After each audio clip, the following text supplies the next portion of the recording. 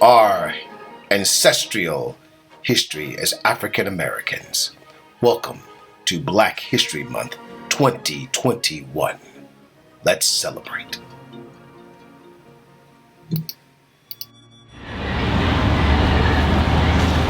Hi, I'm Mr. Fly, and welcome to Black History Month. I want to tell you right now that part of what we're doing today is celebrating the incredible work of the playwright August Wilson. August Wilson was born Frederick August Kittle on April 27, 1945, to mother Daisy Wilson, a cleaning lady who primarily cared for August and his siblings, and his father, also Frederick August Kittle, a German immigrant and baker. August Wilson was the fourth of 6 children and the oldest son. In the era of Jim Crow laws and the strike prejudice against African Americans, Wilson faced hostility and harassment that forced him to transfer to 2 other high schools during his freshman years. In 1960, at the age of 15, Wilson dropped out of Gladstone High School after a teacher accused him of plagiarizing a paper on Napoleon. Undaunted by his troubled high school experience, Wilson continued his education informally at the Carnegie Library of Pittsburgh and on the streets of the Hill District, soaking in the language of its people and the culture of his community. C2, Wilson enlisted in the U.S. Army for 3 years, but left after 1 year service. He then worked odd jobs as a dishwasher, porter, cook, and gardener to support himself. In 1965, Wilson purchased his first typewriter for $20 by using the money paid to him from his sister Frida for writing a term paper for him. At this time, Wilson began to write poetry. You see, August Wilson did incredible plays. And although we can't talk about all of those right now, we can definitely talk about a few. We have a presentation from Fences. Fences was an incredible presentation that talked about family values and the life during that time period. Performed by our own Jawan Watson and Tadwas Tinsay. Let's take a look at this presentation, simply entitled Father and Son.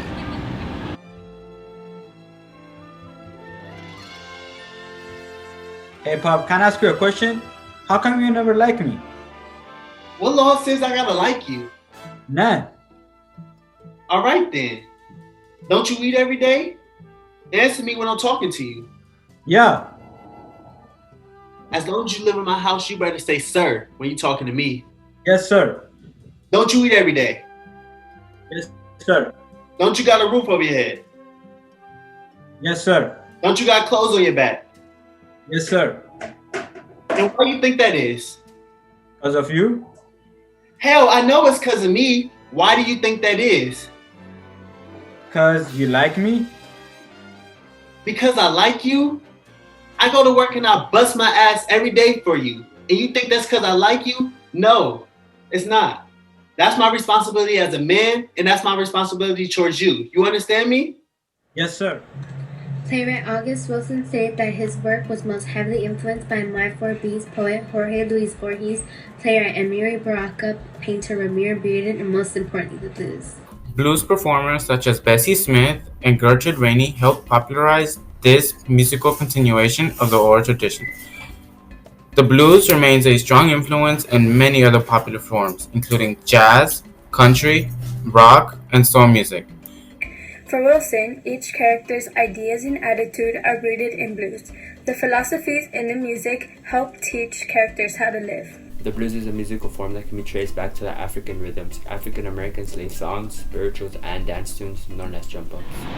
In this next presentation by Celeste Rios and Jason Navarro, let's take a look at this from Fences, simply entitled, What About My Life? Let's take a look. Rose, you're not listening to me. I'm trying the best I can to explain it to you. It's hard for me to admit that I've been standing here in the same place for 18 goddamn years. I've been standing with you. I've been right here with you, Troy. I got a life too. I gave 18 years of my life to stand in the same spot with you. Don't you think I ever wanted other things? Don't you think I had hopes and dreams? What about my life? What about me? Don't you think it ever crossed my mind that I want to know other men? That I want to lay up somewhere and forget about my responsibilities? That I want someone to make me laugh so I felt good? You're not the only one who has wants and needs, Troy. But I held on to you. I took my feelings, my wants, my needs, and I buried them inside of you. I planted a seed and watched and prayed over it. I buried myself inside of you and waited for it to bloom. It didn't take me no 18 years to realize that the soil was hard and rocky and it was never gonna bloom. But I held on to you, Troy. I held tighter. Because I owed you everything, every part of me I could find to give to you. Because you was my husband.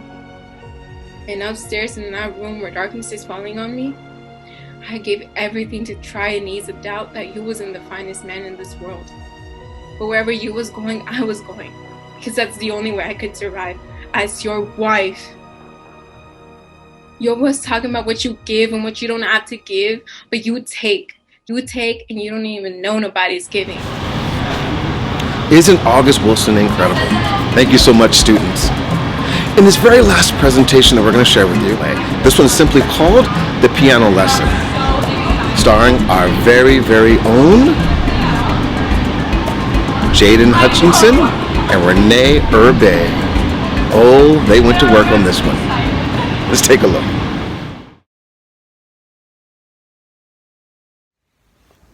That's alright, that's fine, but I take off my hat whenever someone mentions my daddy's name.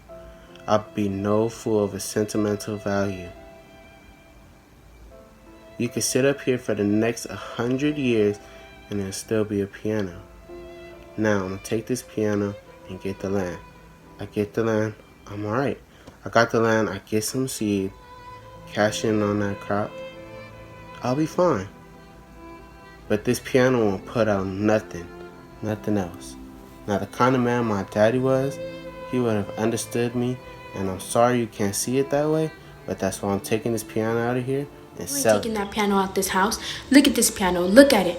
Mama Olga rubbed this piano with her tears for 17 years. For 17 years she polished it till her hands bled, and then she took the blood and rubbed it in and mixed it with the blood that was on it. Every day that God brings life into her body, she cleaned, rubbed, and polished it. Play something for me, Bernice. Play something for me. Every day, I cleaned it for you. Play something for me. You always think about your daddy, but you ain't never stopped to think about his foolishness. For what? For a piano? For a piece of wood? To be even with someone? I look at you, and you're all the same. This thieving and killing, what did it lead to? Nothing but more thieving and killing. People getting hurt, people getting killed, people falling down their well. It don't ever stop.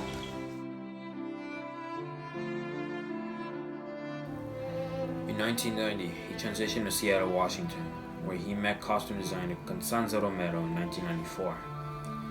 They got married and together had a second daughter, Azula Carmen Wilson, in 1997. Wilson continued to earn numerous accolades throughout his lifetime, and in June 2005, at the age of 60, Wilson was unfortunately diagnosed with liver cancer. He died on Sunday, October 2nd, 2005, in Seattle's Swedish Medical Center. Shortly after August Wilson passed, on October 16th of 2005, the former Virginia Theater on Broadway was renamed August Wilson Theater, and on February 17th of 2006, the African American Culture Center of Greater Pittsburgh officially became the August Wilson Center for African American Culture. In addition to these buildings, the August Wilson Monologue Competition, now in its 7th year, further preserves Wilson's legacy. Thank you all for your incredible work, and thank you all for celebrating African American culture and Black history. I'm Marcus Fly, and we'll see you again.